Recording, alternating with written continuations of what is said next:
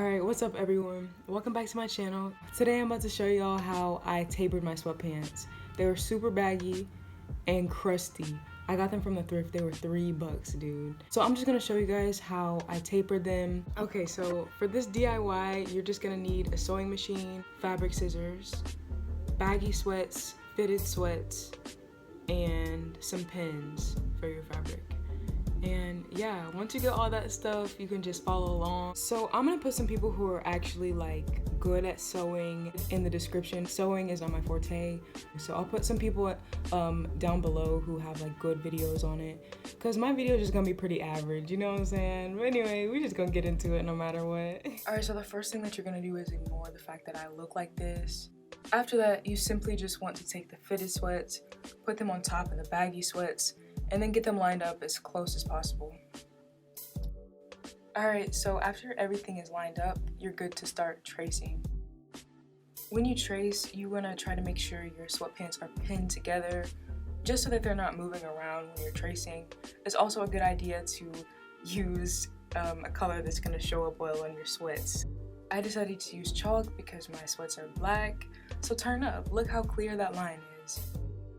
Once you have that clear line on your sweats, you are good to start cutting. When you cut, you want to make sure you cut on the outside of your line. It just kind of works as some seam allowance. Basically, that's just going to help make sure your pants aren't too tight.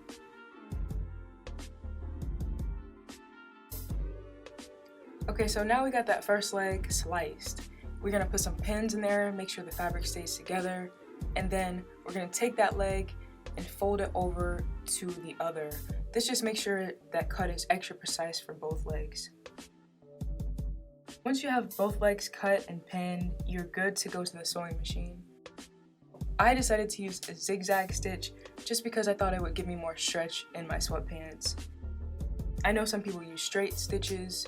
Sewing is not my forte, as you can tell by this footage. I'm always trying to readjust something. But if you have a question about sewing, you can comment it below. I probably won't know the answer, but you never know, so feel free to ask. Okay, so now we're gonna sew that last leg together, and then we're good to try them on.